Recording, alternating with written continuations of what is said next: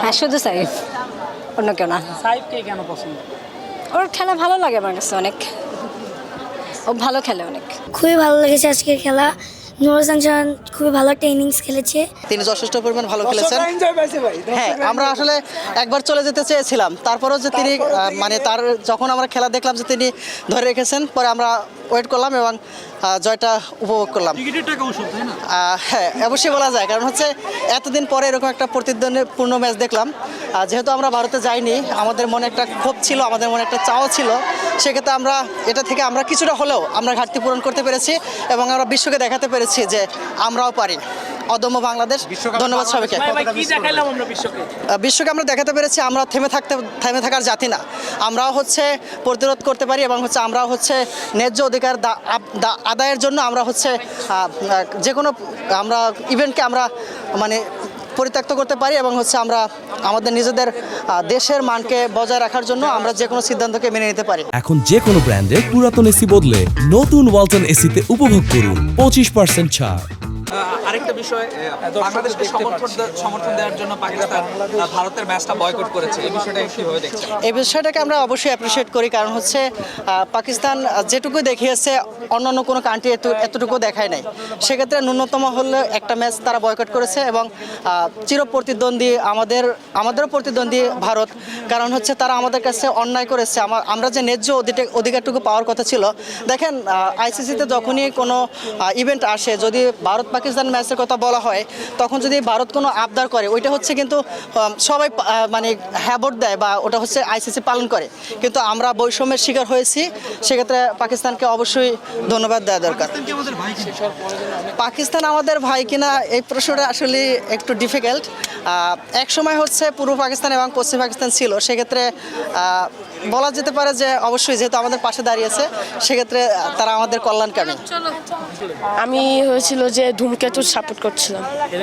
হ্যাঁ, ম্যাচটা অনেক মানে চেঞ্জ হয়েছে অনেক।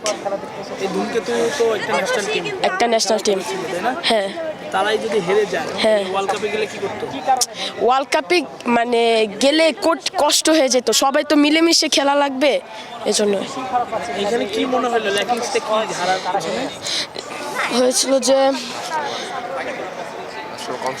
কনফিডেন্স একটু, শরীফুল একটু হ্যাঁ বাজে বোলিং করেছে। ভালো লাগলো। এমনিতে হয়েছিল যে নুরুল হাসান সোহান পুরা ম্যাচটা ঘুরিয়ে দিয়েছে। হ্যাঁ, সোহানের মতো ক্রিকেটার হতে চান? হ্যাঁ, ইনশাল্লাহ আমি ব্যাটসম্যান একটা আমিও হতে চাই। সোহান জাতীয় দলের বাইরেই থাকতেছে।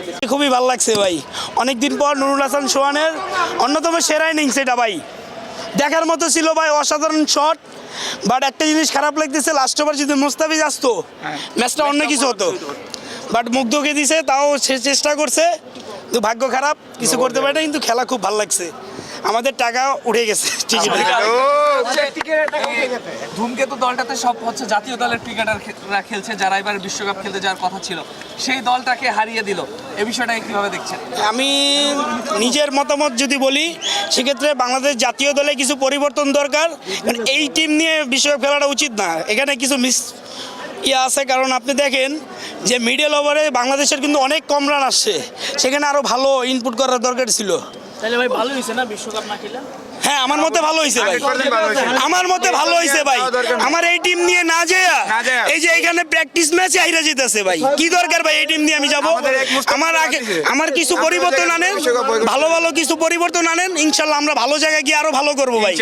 এখানে পরিবর্তন চাই ভাই, এখানে পরিবর্তন চাই, মাস্ট বি ভাই। আমি মিডল ওভারের কিছু প্লেয়ার চেঞ্জ করতে চাই ভাই।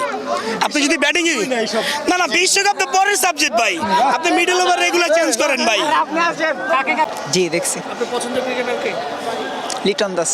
খেলা দেখছেন ওনার ব্যাটিং আজকে? হ্যাঁ দেখছি। কেমন করলো? আলহামদুলিল্লাহ ভালো। আলহামদুলিল্লাহ ভালো।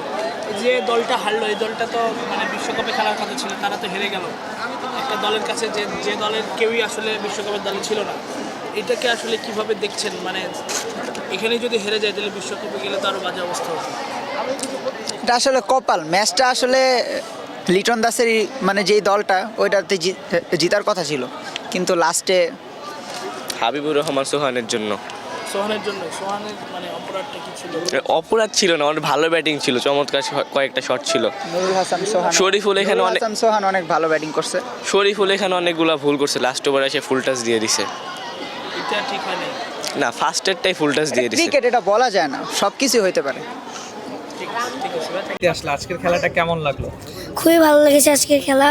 নুরুল হাসান সোহান খুবই ভালো একটা ইনিংস খেলেছে। যদিও ধূমকেতু হেরেছে কিন্তু দুর্বার জিতেছে, খুবই ভালো লেগেছে। বাংলাদেশের এই সময়টাতে তো বিশ্বকাপ খেলার কথা ছিল। জি। বাংলাদেশকে কি বিশ্বকাপে মিস করবা কিনা? অবশ্যই মিস করব, যদি বাংলাদেশ বিশ্বকাপে খেলতে আরও ভালো লাগতো, কিন্তু এখানে খেলেছে এটা অনেক ভালো লেগেছে। আর আজকের ম্যাচে সব থেকে ভালো লেগেছে কার খেলাটা? নুরুল হাসান সোহানের খেলাটা ভালো লাগছে। সোহানের মতো হতে চাও? জি, একদিন হবে ইনশাল্লাহ। একদিন জাতীয় দলে খেলবা ইনশাআল্লাহ না? ইনশাল্লাহ। Thank you. আজকে কি দেখলাম, মানে মাঠ থেকে তোমার শেখাটা কি? তুমি যে ক্রিকেটার হতে চাও, মাঠ থেকে কোন জিনিসটা নিয়ে গেলা যেটা তুমি তোমার মানে প্র্যাকটিসে গিয়ে সেটা কাজে লাগাবা বা সেটা অনুপ্রেরণা হিসেবে কাজ করবে? তাদের শটগুলো এবং তাদের বিহেভিয়ার, এগুলা মানে বিহেভিয়ার কেমন দেখলাম মাঠে? খুবই ভালো। তোমার প্রিয় ক্রিকেটার কে? জি, তোমার প্রিয় ক্রিকেটার কে? ওভার তানজিদ তামিম। তুমি কোন মানে কি খেলো, বোলার নাকি ব্যাটসম্যান। ঠিক আছে, থ্যাংক ইউ।